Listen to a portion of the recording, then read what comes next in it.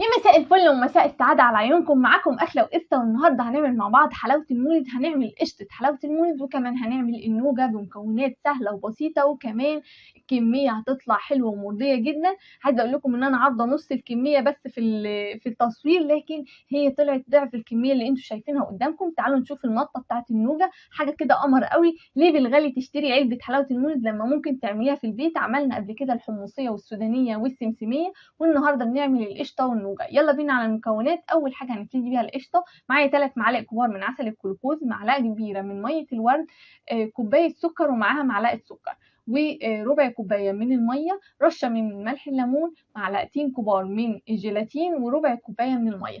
هنبتدي مع بعض بقى خطوه بخطوه. اول حاجه معايا جيلاتين كده، هحط معلقتين كبار من الجيلاتين عليهم ربع كوبايه من الميه، وهنقلبهم مع بعض ونركنهم على جنب. في حله بقى هنقوم حاطين كوباية من السكر ومعاها معلقة كمان من السكر كبيرة، ونص كوباية من المية، 3 معالق كبار من عسل الجلوكوز، رشة من الملح، ومعلقة كبيرة من مية الورد. تقدروا تستبدلوها بنص معلقة صغيرة من الفانيليا زي ما تحبوا، بس أنا حبيت أديكم المكون الأصلي، هي بتبقى طعمها حلو قوي بمية الورد. زي ما انتم شايفين كده، هننزل بقى عسل الجلوكوز ونحط الخليط ده على النار. احسبي بقى على ايدك الخليط ده بالظبط بعد ما يغلي دقيقتين ونص او دقيقتين. يعني انا هحط الخليط ده على النار وهستناه لما يغلي، هستنى دقيقتين بالظبط، وبعد كده بقى ناخد الخطوه الثانيه. هقول لك على كل الاسرار بتاعه نجاح القشطه. مهم قوي ان البوله اللي نبقى شغالين فيها تبقى نظيفه تماما، تبقي حاطه فوطه تحت البوله علشان خاطر الخليط ما يسقعش منك بسرعه وما يجمدش منك. زي ما انتم شايفين انا حاطه فوطه كده تحت الخليط ومجهزه حاجتي كلها. هنزل بيه معلقتين الجيلاتين اللي احنا حطيناهم مع ربع كوبايه من الميه، وبعد كده هنشيل الخليط بعد دقيقتين بالظبط ونص من على النار، ونبدأ ننزل بسرسوب منه على الجيلاتين، ونفضل نضرب فيه زي ما انتم شايفين على السرعة الأولى. هقولك بقى على كل خطوات الضرب، لازم تبقي مركزة معايا في الضرب عشان تقدري توصلي للقوام الناجح للقشطة. هتفضلي تقلبي فيها، هتلاقي اللون ابيض حاجة بسيطة في الأول، وبعد كده بقى قوامه زي قوام الكريم شانتيه الخفيف. ده القوام اللي انا بكلمك عليه، بيبيض شويه كده وقوامه زي كريم شانتيه خفيف. مش هو ده اللي احنا عايزينه، احنا عايزين قوام تقيل جدا. هنفضل نضرب فيه كل شويه، توقفي المضرب وتضربي تاني. هنا بدأ يتقل معايا الخليط. تعرفي امتى بقى ان الخليط بتاعك بقى ناجح وبقى تمام؟ اول ما تلاقي ان المكون الابيض ده تقل خالص وبدأ يلف على المضرب الكهربائي زي ما انت شايفه كده، وبيطلع لفوق، كده معناها ان الخليط بتاعي بقى تمام. هكون مجهزه بقى علبه مدهناها زيت وحاطه فيها كيس مدهون زيت. هجيب بقى رشه من جوز الهند. الجوز الهند هنا اساسي في الوصفه. بعد كده بقى اي حاجه اختياري، انا حطيت فواكه مسكره او فواكه مجففه، وشويه من الزبيب. ممكن تحطي زبيب بس، ممكن تحطي فواكه مسكره بس، ممكن تحطي مكسرات، ممكن تستكفي بيه جوز الهند وما تحطيش اي حاجه من الحاجات دي. بس احنا بقى بنحاول ندلع عيالنا بقى، وعايزين نعمل لهم حاجه زي اللي بيشوفوها من بره واحلى. وعايزه اقول لك ان طعمها بتطلع اطعم في البيت، قوام جميل، والكميه بتطلع حلوه جدا. هوريكي دلوقتي الكميه اللي طلعت. زي ما انتم شايفين كده، هنبدا ننزل الخليط. خليكي سريعه قوي في الخطوه دي عشان الخليط بيجمد معانا. مهم قوي بقى في القشطه ان انت لازم تسيبيها بعد ما تعمليها ليله كامله علشان خاطر تعرفي تقطعيها وتبقى سهله معاكي في التقطيع.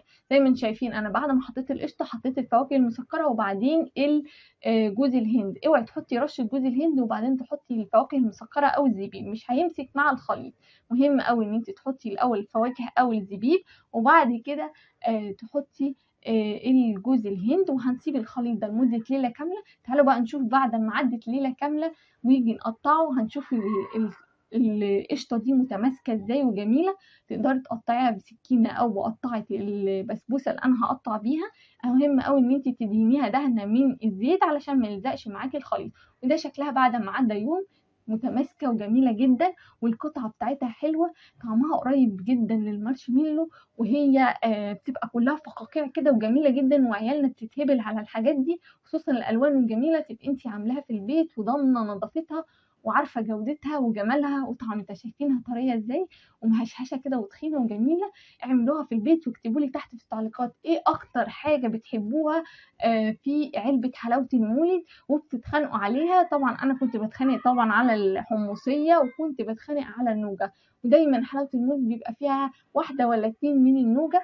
فانا قلت اعملها بقى في البيت بقى ونمتع نفسنا وندلع نفسنا. شايفين شكلها قمر ازاي بعد ما قطعناها مربعات، وبتبقى متماسكه جدا وجميله خالص بعد تاني يوم. يلا بينا بقى على مكونات النوجه بتاعتنا.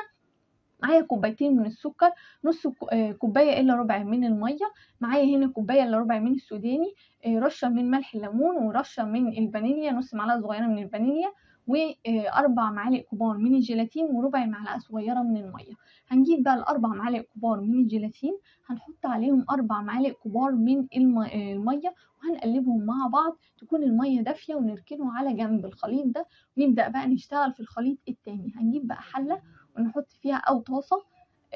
اول حاجه هنحمص السوداني بتاعنا. مهم قوي في الخطوه دي ان انت تحمصي السوداني علشان يطلع منه رطوبه ويبقى حلو جدا، ونركنه على جنب عشان تحسي بالقرشه كده والطعم الجميل. تمام.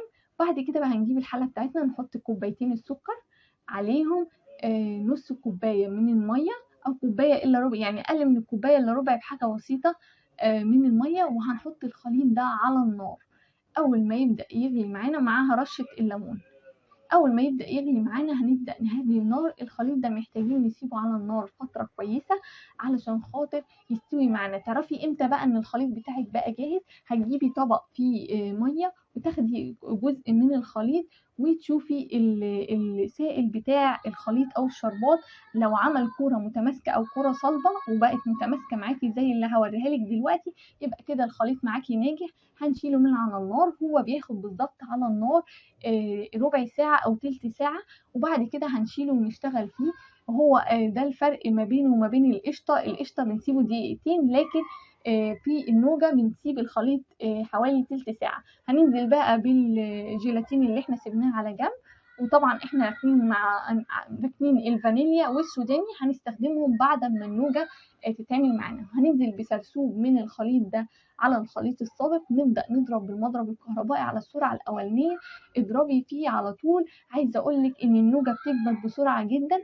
خلي بالك وخليكي سريعة في الخطوات اللي أنا بقولك عليها، وتكوني في الأثناء دي قبل ما تخلصي وتبدأي تكوني مجهزة علبة مدهونة زيت وحاطة عليها كيس مدهون زيت. مهم قوي الخطوة دي. زي ما انتم شايفين أنا نزلت على الخليط بتاع الجيلاتين سرسوب من الشربات اللي احنا عملناه ده، وهنفضل نضرب فيه. هتلاقوا الخليط بدأ يبيض ويفتح واحدة واحدة. تعرفي امتى ان النوجة بتاعتك بقت تمام؟ اول ما تلاقي الخليط ده بقى ابيض وبدأ يطلع على المضرب من فوق. هوريكي دلوقتي الخطوة اللي انا بكلمك فيها. هتلاقي الخليط كل ما ده بيتقل معاكي. مهم قوي تبقي حاطة فوطة. هو ده الخطوة اللي انا بكلمك عنها، انه يطلع لفوق. مهم قوي تكوني حاطة فوطة تحت البولة علشان خاطر الخليط بيكمل مننا بسرعة. اول ما يبقى الخليط في الخطوة دي هنحط نص معلقة صغيرة من الفانيليا، ودي اختياري بس هي بتدي طعم حلو قوي، والسوداني بتاعنا. ونجيب بقى القالب اللي احنا حاطين فيه الزيت ودهنينه وننزل بالنوجة بتاعتنا. بعد ما نحط النوجة في القالب بتاعنا ونبدأ نقفلها بالكيس، هنبدأ نحط الخليط ده في التلاجة لمدة ساعتين. بعد كده تقدري تطلعيه وتقطعيه بألف هنا وشفا. زي ما انتم شايفين انا الخليط لونه ابيض فاتح وطلع معايا من التلاجة ابيض. بعد كده بقى بدأت اضيف له السوداني. هتحطي بقى طبقة من السوداني على بره. هتقولي لي مش هيمسك فيه، هقولك لا هيمسك فيه وهيبقى حلو جدا ومتماسك. هنبدأ نحط السوداني اللي احنا محمصينه جزء صغير كده ونبقى شايلينه على جنب، هنحطه على الوش وبعد كده هنقطعها. لو حابة تقطعيها بالسكينة مفيش أي مشكلة، بس أنا بقولك على أسهل طريقة تقطعي بيها. لو هتقطعيها بالسكينة هتدهني السكينة زيت، وبرده لو هتقطعيها بالمقص هتدهنيه زيت. زي ما انتم شايفين ده شكلها بعد ما طلعت من التلاجة. أنا حطيت عليها سوداني على الوش، وبعد كده بدأت اقطعها بالمقص زي ما انتم شايفين كده مربعات صغيرة، وبيطلع شكلها حلو قوي وقمر قوي، وتقدموها بقى في الطبق بتاعكم، والوصفة بتاعتها جميلة جدا وهتعجب اولادكم. صدقوني لو لسه مكملين معايا الفيديو متنسوش تعملوا لي لايك وفولو وشير لو بتتابعوني على الانستجرام او الفيس، ولو بتتابعوني على اليوتيوب ما تنسوش تعملوا لي لايك وشير. شكرا ليكم على المشاهدة. اتمنى الوصفة تكون عجبتكم. تعالوا نشوف المطة بتاعت النوجة. شايفين المطة جميلة ازاي؟ حاجة قمر قوي. جربوها وعلى ضمانتي، وفي انتظار ارائكم وتعليقاتكم. اكتبوا لي تحت تجربتكم، اكتبوا لي اكتر حاجة بتحبوها في حلاوة المولد. يا رب الفيديو يكون عجبكم. لو عجبكم الفيديو فعلوا الجرس عشان يوصلكم كل جديد، واعملوا سبسكرايب وشير. ولو فيسبوك او تويتر او انستجرام بتتابعوني اعملوا فولو ولايك وشير. كانت معكم أكلة وقصة. شكرا لكم.